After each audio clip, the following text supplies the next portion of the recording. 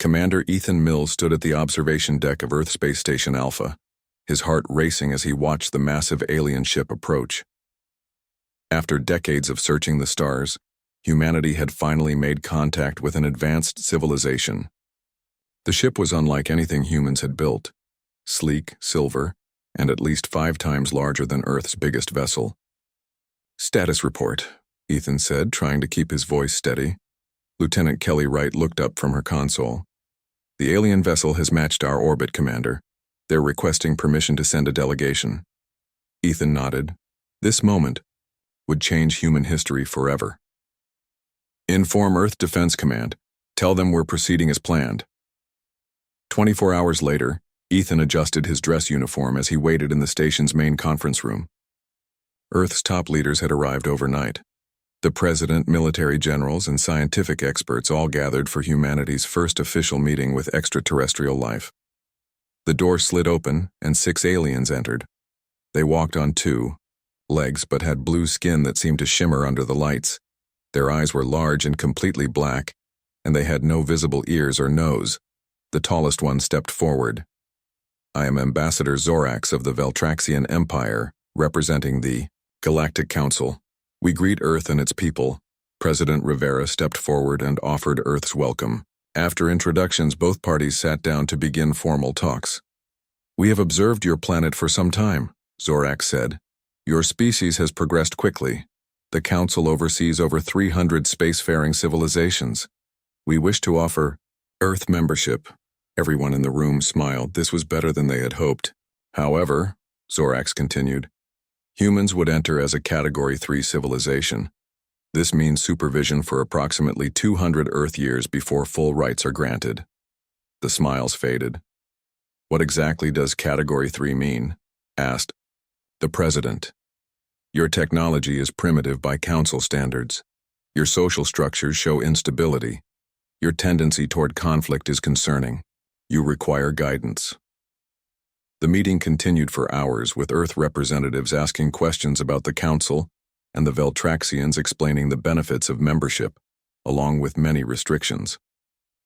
That evening, the station hosted a reception. Humans and aliens mingled awkwardly, trying to bridge the gap between their very different cultures. Kelly Wright sipped her beer as she watched the aliens. Unlike most of her colleagues who were nervous, Kelly felt annoyed. The way the Veltraxians spoke to humans reminded her of how adults talk to children. She moved closer to where 3 aliens stood talking among themselves. They didn't notice her approach. "The humans are even more primitive than our report suggested," one was saying. "Their technology is at least 5 centuries behind Council standards. Their ships barely function," another added, "and they still fight among themselves over resources and territory." "Ambassador Zorax believes they may never advance beyond Category 2, said the third. "Their minds lack the discipline for true scientific advancement." Kelly's face grew hot with anger. She had worked her entire life to become one of Earth's top engineers. The navigation system she had designed for Earth's defense fleet had revolutionized space travel for humans. She placed her beer on a nearby table. "Hold my beer," she muttered to no one in particular. Kelly walked casually to an empty console in the corner of the room and took out her personal datapad. The station's systems were connected to the Veltraxian ship for the diplomatic visit. This connection gave her an opportunity. Her fingers flew across the screen as she probed the alien network. The Veltraxian security was advanced, but it wasn't designed to stop the kind of unconventional approach Kelly was using.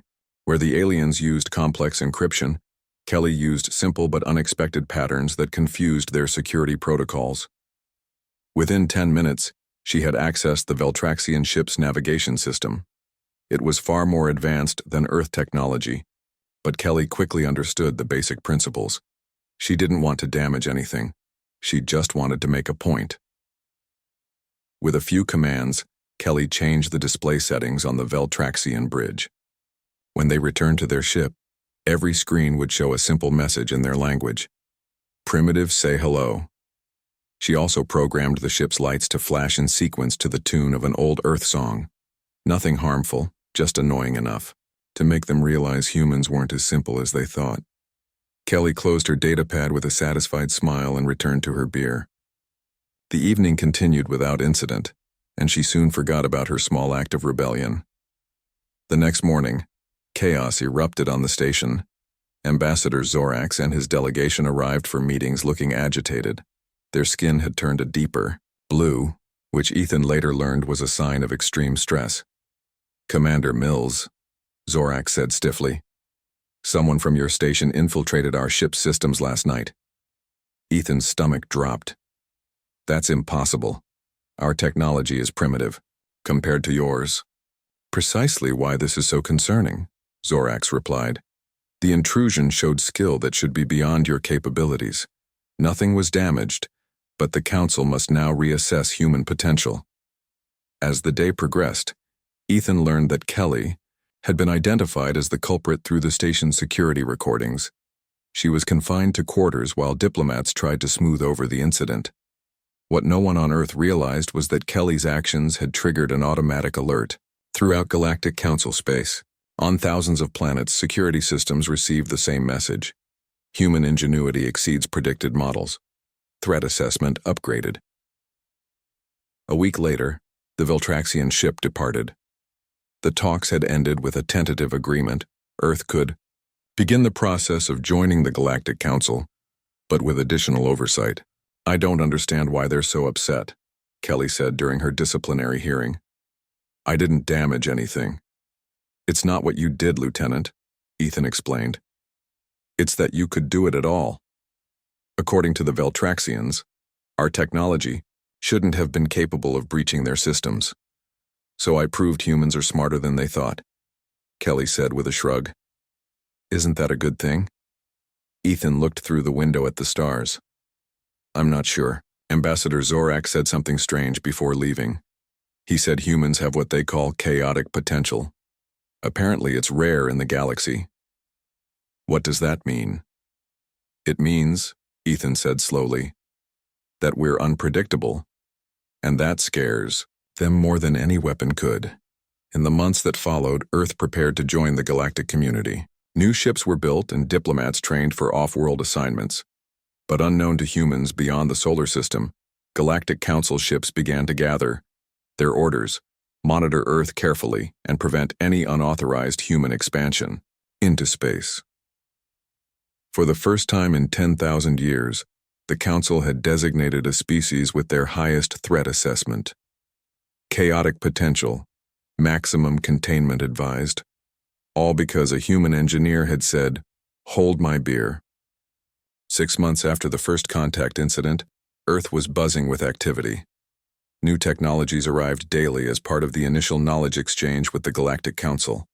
Humans were learning, adapting, and advancing faster than anyone had imagined possible. But something wasn't right. Dr. Adam Reese sat in his small office at the Human-Alien Relations Department, staring at his computer screen. As head xenobiologist, Adam was responsible for understanding alien biology and psychology. But lately, he had been focused on a different problem. "Computer, show me the flight paths of all alien vessels in our solar system for the past month," he said, the screen filled with lines and dots representing ships and their movements. Adam leaned forward, his eyes narrowing. The pattern was clear now. Council ships never came closer than the orbit of Neptune, and they were positioned in a way that formed a complete sphere around Earth's solar system. "They're not protecting us," Adam whispered. "They're containing us." The next day, Adam requested a meeting with Commander Ethan Mills, who had been promoted after the first contact incident. Ethan's new office had a large window overlooking the sprawling Earth Defense Fleet headquarters. "It's a quarantine," Adam explained, showing Ethan the ship movement data. "They've positioned vessels at every possible exit point from our solar system." Ethan studied the patterns. "Are you sure?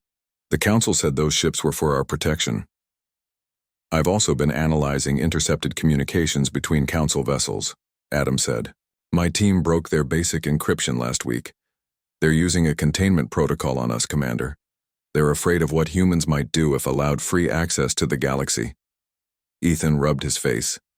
"Because of what Lieutenant Wright did?" "That was just the trigger. From what I can gather, The Council races fear our unpredictability. Their societies value order and slow, careful progress. Humans are too creative, too willing to take risks. Before Ethan could respond, an alarm sounded. His communication device buzzed. "Commander Mills," said a voice. "We're detecting unusual activity near Jupiter. Multiple unidentified objects have appeared near Europa." Ethan and Adam rushed to the command center, where large screens showed the situation near Jupiter's moon. Dozens of small mechanical objects were descending toward Europa's icy surface. "Analysis?" Ethan asked. Captain Samantha Cole, who monitored the outer planets, looked up from her station.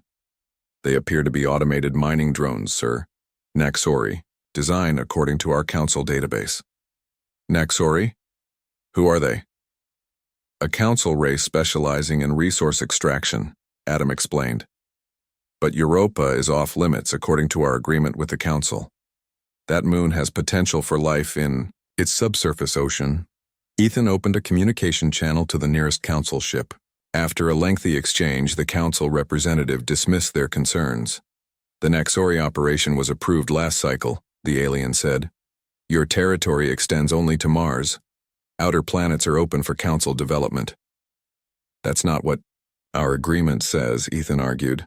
"Perhaps there was a translation error." The representative replied smoothly. "The matter will be reviewed at the next Council meeting in 6 months." After the call ended, the command center fell silent. By then, the Naxori will have stripped Europa of all valuable resources, Adam said, and probably contaminated any potential life forms in the process. Samantha stood up. "Sir, the USS Defiant completed testing last week. It's equipped with the stealth technology we developed based on Council concepts. The Defiant isn't authorized for missions yet," Ethan reminded her. "No, but it works," Samantha insisted. "We could reach Europa without the Council ships detecting us. We could disable the mining operation." "That would be a direct violation of Council directives," Adam warned. "They've made it clear that humans are to remain peaceful and non-interfering." Samantha's eyes flashed with determination. "So we just let them take whatever they want from our solar system, even when it violates our agreements?" Ethan paced the room, weighing the options. "I need to consult with Earth government before taking any action." 3 days later, the official response came. Earth would file a formal complaint but take no direct action. The risks of angering the Council were too great while humanity was still learning about galactic politics. Samantha listened to the decision with growing frustration. That night, she called a private meeting with select crew members who had trained on the Defiant. "This isn't right," she told them. "The Council is testing us. They want to see what we'll tolerate." Lieutenant Ryan Garcia, the ship's pilot, nodded in agreement. "The Naxori drones have already started drilling through Europa's ice. In a week, they'll reach the subsurface ocean." "What can we do?" asked Engineer Maria Diaz. "Orders are orders." Samantha leaned forward. "The Defiant doesn't officially exist yet. It's still listed as being in final testing. No flight plan would be needed for a test run." Understanding dawned on their faces. "Are you suggesting we take the Defiant to Jupiter without authorization?" Ryan asked. "I'm suggesting we finish our testing procedures," Samantha said carefully. "If those tests happen to take us near Europa, and if we happen to discover a way to disable mining drones that are violating Earth's agreements with the Council," Maria smiled slowly, "it would be a valuable learning experience." 2 days later, the Defiant silently left Earth orbit. The experimental vessel was small compared to Council ships, but it incorporated human interpretations of alien technology. The result was something unique, neither fully human nor alien in design. "Stealth systems functioning perfectly," Ryan reported as they approached Jupiter. "No indication that Council ships have detected us." Europa loomed ahead, its icy surface reflecting sunlight. Dark spots marked where the Naxori drones had begun drilling. "Scan the drones," Samantha ordered. "Find their control frequency." Maria worked at her station analyzing the alien technology. "Their systems are advanced, but they follow basic principles. They're networked together for efficiency. One central drone controls the others." "Can we disable it?" Maria bit her lip. Not with our weapons, but there's another way. She looked up with a glint in her eye. The drones use quantum communication. It's supposedly unhackable. Supposedly? Samantha raised an eyebrow. Council races design systems to be secure, against known methods, but humans, Maria smiled. We think differently. Samantha returned the smile. How long? Give me 2 hours.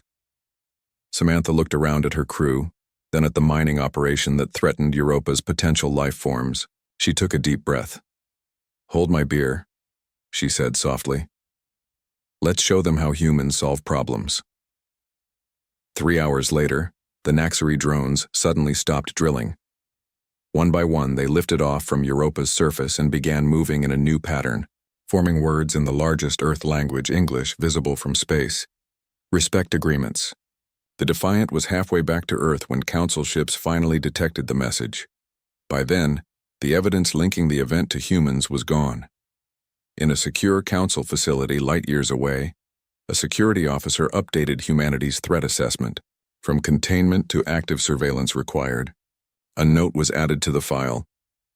Humans have demonstrated ability to overcome technological barriers thought beyond their capabilities. Restriction protocols must be enhanced. The quarantine of Earth continued, but now it had a new purpose, not just to contain humanity, but to understand how a supposedly primitive species could so consistently defy expectations.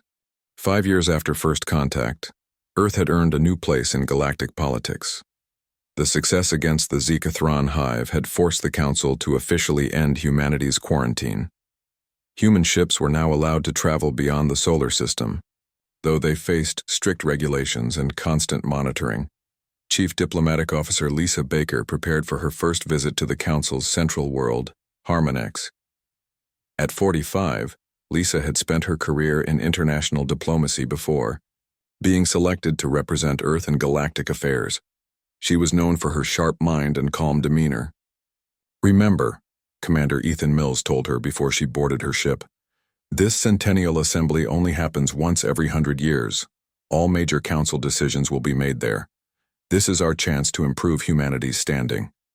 Lisa nodded. I've studied the reports from our previous interactions. The council still sees us as unpredictable and potentially dangerous, despite our help with the hive. They fear what they don't understand, Ethan replied. Just be careful. The older species don't like change. The journey to Harmonex took 3 weeks in the newly built Earth vessel, Unity. It was humanity's first true interstellar ship, built with a mix of Earth innovation and Council-approved technology. When they arrived, Lisa gasped at the sight of Harmonex. The planet was encircled by massive ring structures where thousands of ships docked. The surface gleamed with cities that stretched across entire continents. Welcome to the heart of galactic civilization, said her guide, a Veltraxian named Melox. Harmonex has served as the Council's center for over 10,000 years. Lisa and her small team of human diplomats were escorted to their quarters in the diplomatic sector. They had 1 day to rest before the assembly began. The next morning, Lisa entered the Great Hall of Assembly. The vast chamber held representatives from over 300 spacefaring species. Some looked almost human, while others were so alien that Lisa struggled to understand how they communicated. The Galactic Council's leadership occupied a raised platform at the center. 7 beings from the oldest, most advanced species directed the proceedings. Lisa noted that the newer members, including Earth, were seated far from the center. For 3 days, Lisa observed and listened as various issues were discussed. She noticed a pattern in how decisions were made. The 7 leaders would propose something, the older species would agree, and the newer members would simply accept without real input. On the 4th day, the topic turned to a proposal that made Lisa sit up straight. The Council proposes a new organizational structure, announced High Elder Vorthal, the ancient leader of the Veltraxian Empire. For greater efficiency, member species will be formally categorized into 5 tiers based on their technological advancement, history of stability, and contribution to galactic peace. Images appeared above the hall, showing the proposed structure. Earth and other newer species were placed in the bottom tiers, with severe restrictions on their voting rights and resource access. This new structure will ensure stable growth and protect our shared interests, Vorthal continued. Each species will advance through the tiers at a pace deemed appropriate by the Council leadership. Lisa quickly analyzed the proposal. Under this system, Earth and other young spacefaring races would remain in subordinate positions for centuries, perhaps forever, if the Council leadership wished it. When the time for responses came, Lisa activated her speaking light. To her surprise, she was actually recognized. "The representative from Earth may speak," Vorthal announced, his voice suggesting he expected little of consequence. Lisa rose. "Thank you, High Elder. Earth appreciates the Council's concern for galactic stability. However, we must express concern that this new structure appears to permanently disadvantage newer members." Murmurs spread through the hall. It was unusual for a new species to openly question a leadership proposal. "Your concern is noted," Vorthal replied dismissively. "But Earth is too young to understand the complexities of galactic governance. This structure has been carefully designed based on thousands of years of experience." "With respect," Lisa continued, "experience can lead to wisdom, but also to rigid thinking. The recent Zikathron crisis demonstrated the value of fresh perspectives." Vorthal's skin darkened slightly. That was an unusual situation. The Council thanks Earth for its assistance, but governance requires consistency, not improvisation. Other newer species looked at Lisa with a mixture of surprise and interest.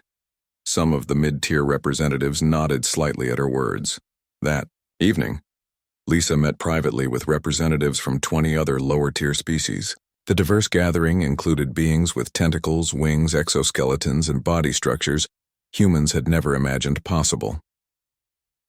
"You spoke what many of us have thought for years," said Ambassador Creel of the Lorian Confederation, a species that resembled large, intelligent birds. "But the Council leadership rarely listens to new voices." "Then perhaps we need to make them listen," Lisa replied. She activated her datapad, showing information her team had gathered over the past months. "My species has extensively researched Council history and the backgrounds of each member species." She tapped the screen, displaying complex relationships between various Council races. "The Council appears unified, but there are long-standing tensions and competing interests between many older species. They maintain the appearance of harmony, while quietly competing for resources and influence." The representatives leaned forward, intrigued. "If we work together," Lisa continued, "we can create a more balanced system that serves all members, not just the oldest." Ambassador Zell of the silicon-based Traxians made a grinding sound that his translator converted to words. "How?" "The 7 leaders control everything." Lisa smiled slightly and tapped her communication device. "Martin," she said to her assistant, "waiting outside, hold my beer. It's time to implement the Baker Gambit." Over the next 3 days, Lisa met with dozens of representatives from all levels of Council hierarchy. To each, she presented carefully selected information about how the proposed structure would affect their specific interests. She showed mid-tier species how the system would prevent them from ever reaching the top. She revealed to competing older species how their rivals would gain advantages under the new rules. Most importantly, she built a coalition of the lesser species, creating the first unified block of newer members in Council history. When the final vote on the new structure came, the Council leadership was shocked when several influential older species suddenly raised objections.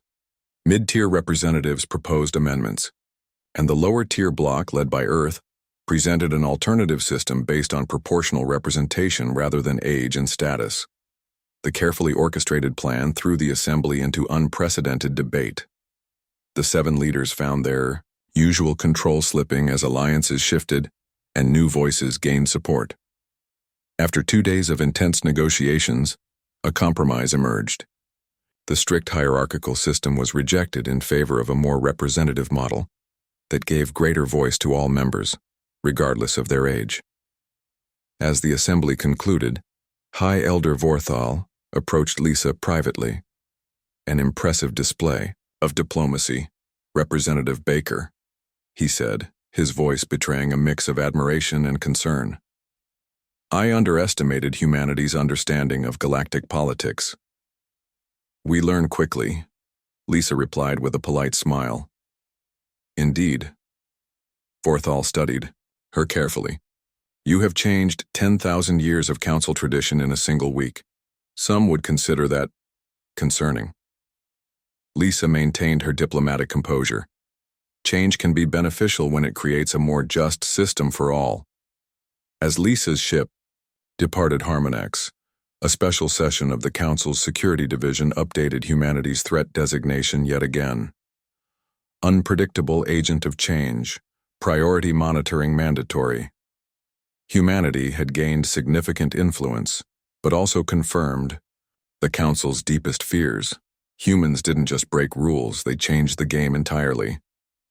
2 years passed since humans first met the Veltraxians. Earth had changed in many ways.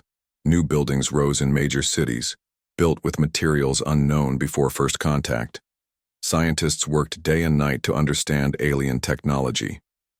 Despite the unofficial quarantine, humanity was moving forward. Then the bad news arrived. General Frank Johnson sat in the Earth Defense Command's main conference room, watching the Galactic Council's emergency broadcast. Frank was a retired Marine, with 30 years of combat experience. Now at 62, he served as an advisor because of his strategic mind.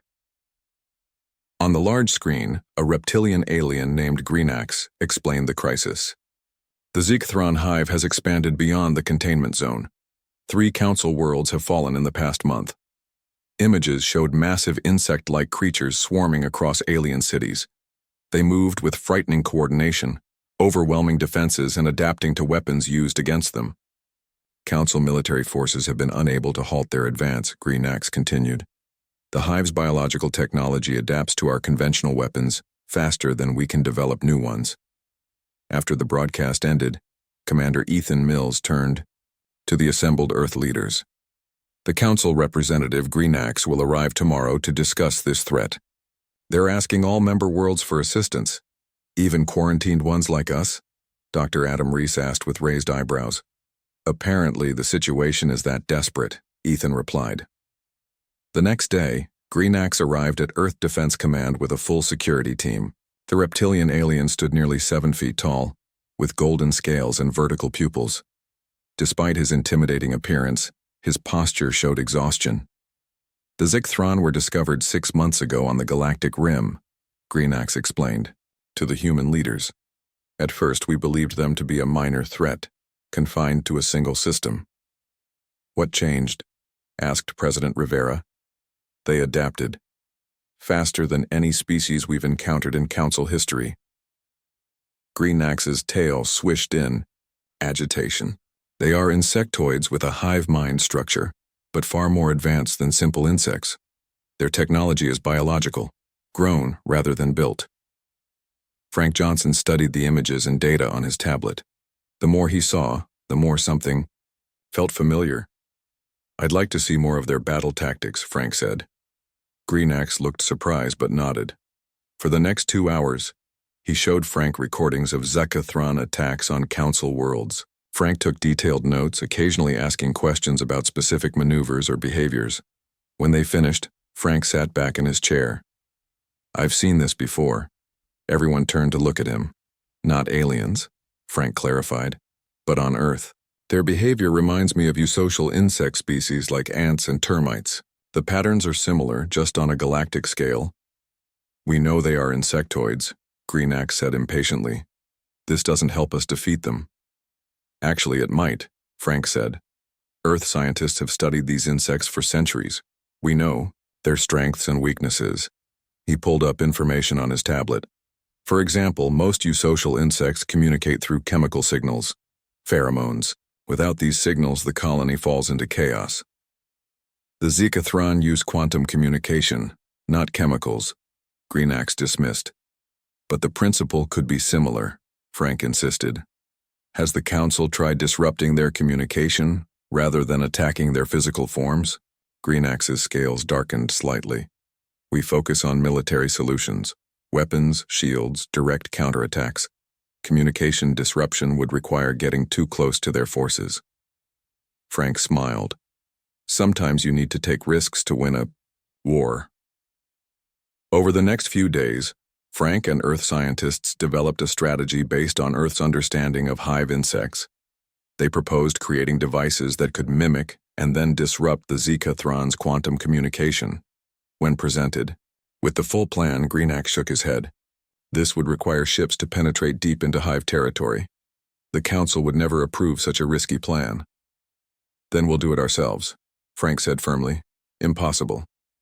Your vessels cannot leave your system due to quarantine protocols.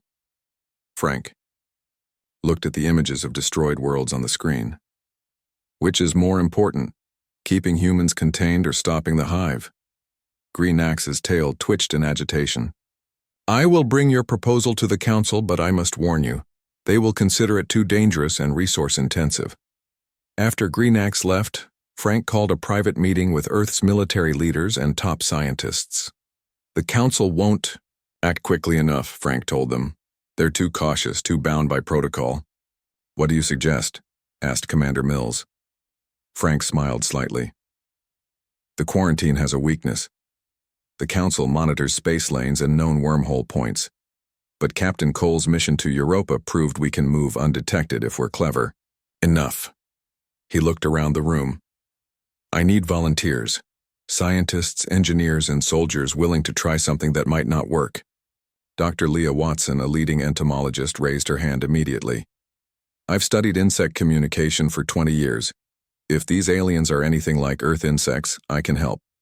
One by one, others volunteered. Communications experts, military, strategists, and pilots. Within hours, Frank had a team of 50 specialists. We'll need to modify the Defiant, Frank said. Add the disruption technology we're designing. The Council won't approve this mission, Commander Mills warned. Frank's eyes twinkled. Then we won't tell them. He looked at his new team and smiled. Hold my beer, folks, we're going alien hunting. 2 weeks later, the upgraded Defiant slipped past the quarantine ships using a new stealth system designed by Earth engineers. The Council never detected their departure. Using data provided by Greenax, the Defiant traveled to a system recently invaded by the Zekathron. There, they tested Dr. Watson's disruption device for the first time. The principle is simple, she explained to the crew. We broadcast signals that mimic their communication but introduce contradictory commands. It's like having two queens in one hive, each giving different orders. The test exceeded expectations. When activated, nearby Zekathron drones became confused, attacking each other or freezing in place. Frank recorded everything and sent the data back to Earth using a secure channel. The concept works, he reported. Now we need to scale it up. Defiant visited 3 more invaded systems, refining the technology with each encounter. By the 4th test, they could disrupt Zekathron forces across an entire continent.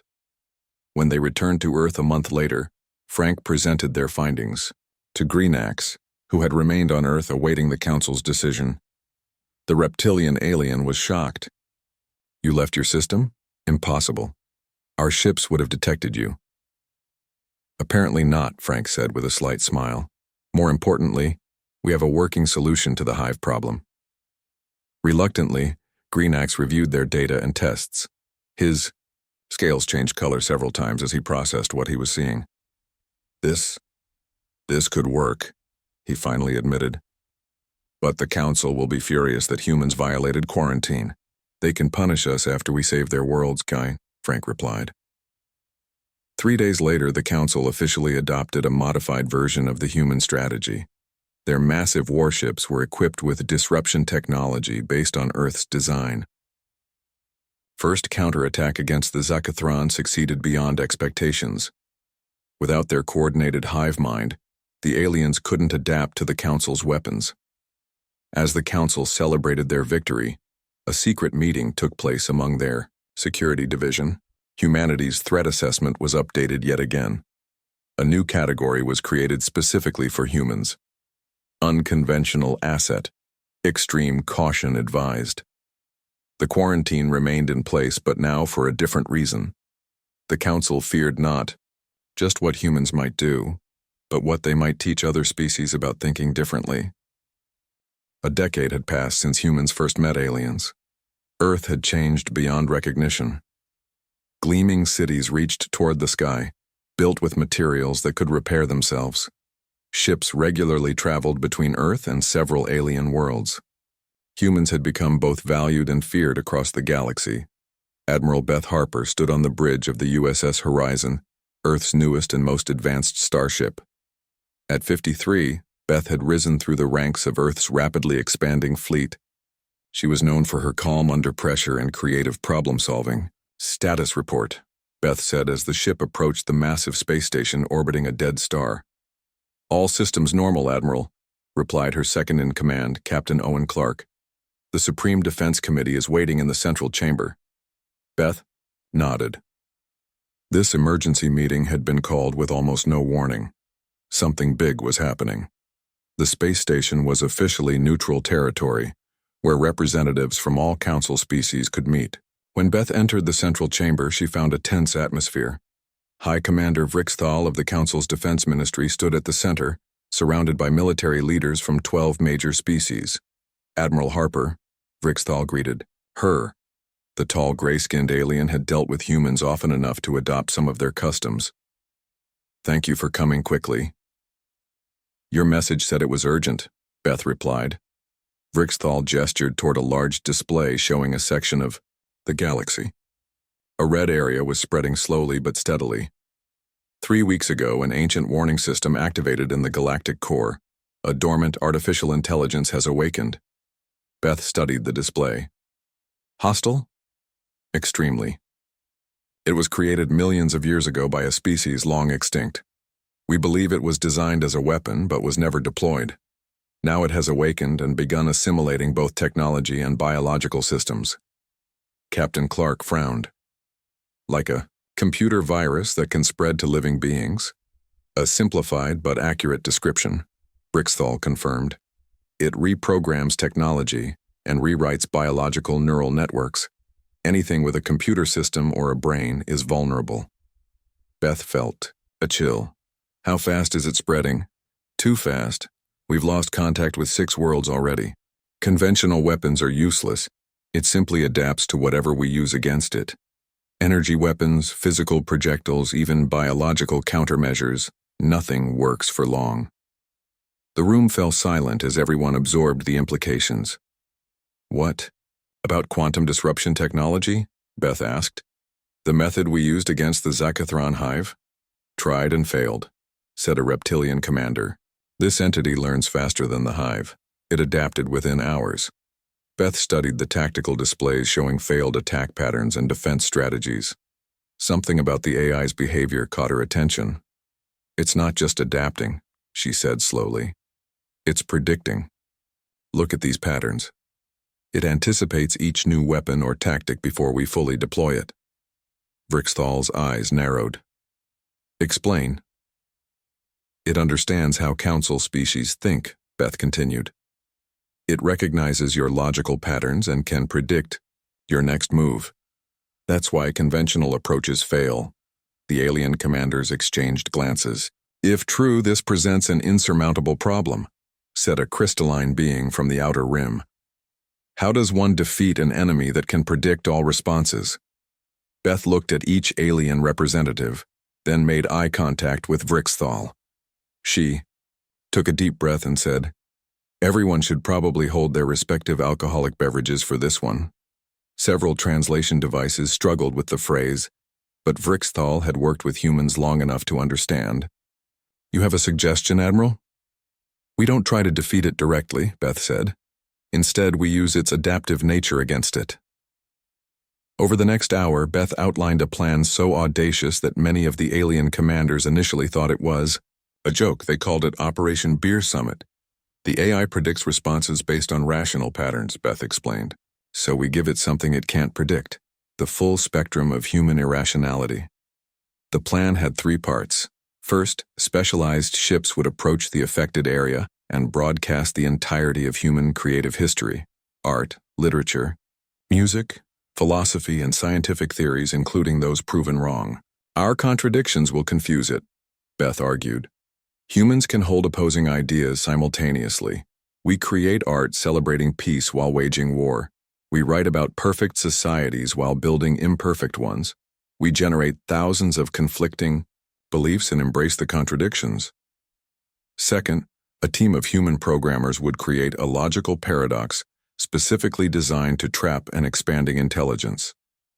The paradox won't destroy it, Beth admitted, but it will force the AI to process the contradiction, giving us time for part 3. The final stage was the riskiest. A small team would approach the AI's core with a unique offering: direct communication. We won't try to destroy it, Beth said. We'll invite it to join a conversation about existence, purpose, and the nature of consciousness. If it's truly learning and adapting, then it can evolve beyond simple conquest. The alien commanders were skeptical. You proposed to defeat an existential threat with philosophy? Asked a gas-based being from the galactic south. Not defeat, Beth corrected. Transform. This entity adapts quickly. Let's give it something worth adapting to.